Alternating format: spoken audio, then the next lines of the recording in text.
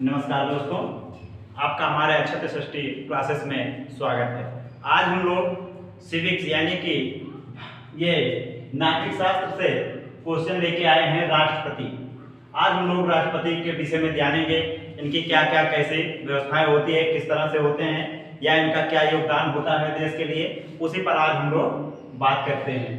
तो सबसे पहले राष्ट्रपति देश का प्रथम नागरिक होता है और इसके बाद संविधान में प्रावधान इनका जो है अनुच्छेद 52 से अनुच्छेद 62 तक दिया गया है। तो दोस्तों हम लोग एक एक अनुच्छेद करके इनके विषय में पढ़ेंगे। सबसे पहले है अनुच्छेद 52।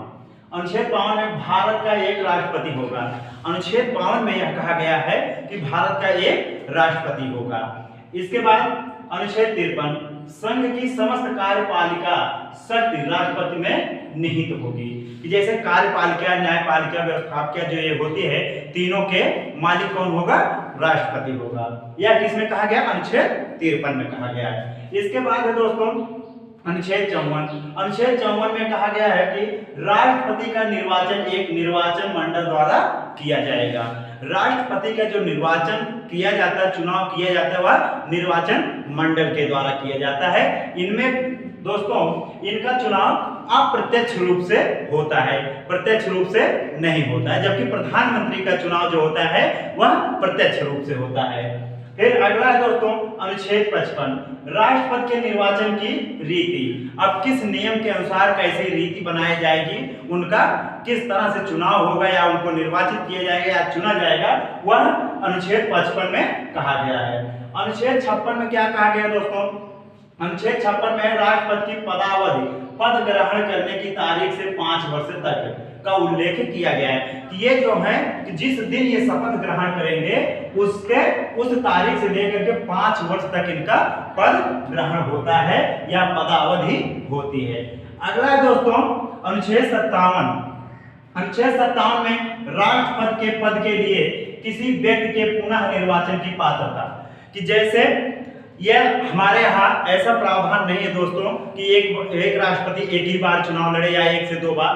हमारे यहाँ है वह एक व्यक्ति कई बार राष्ट्रपति के निर्वाचन की पात्रता रख सकता है या चुनाव लड़ सकता है। जबकि यही चीज दूसरे देशों में है।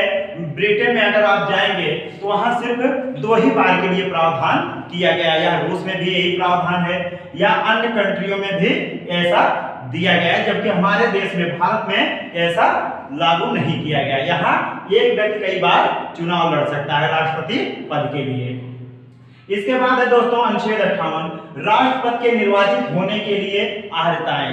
क्या क्या अर्हताएं होनी चाहिए, क्या क्या योग्यताएं होनी चाहिए इसके विषय में? वह भारत का नागरिक हो, लोकसभा का सदस्य भी होना चाहिए। इसके बाद उसकी आयु 5 वर्ष, उसकी आयु 35 वर्ष दोस्तों, 35 वर्ष से कम ना होनी चाहिए। इसके बाद वह पागल व दिवालिया नहीं होना चाहिए और उसका जो है शिक्षा भी होनी चाहिए। अब ऐसा नहीं है कि अनपढ़ हो तो उसको राष्ट्रपति बना दिया जाए, वह योग्य भी होना चाहिए।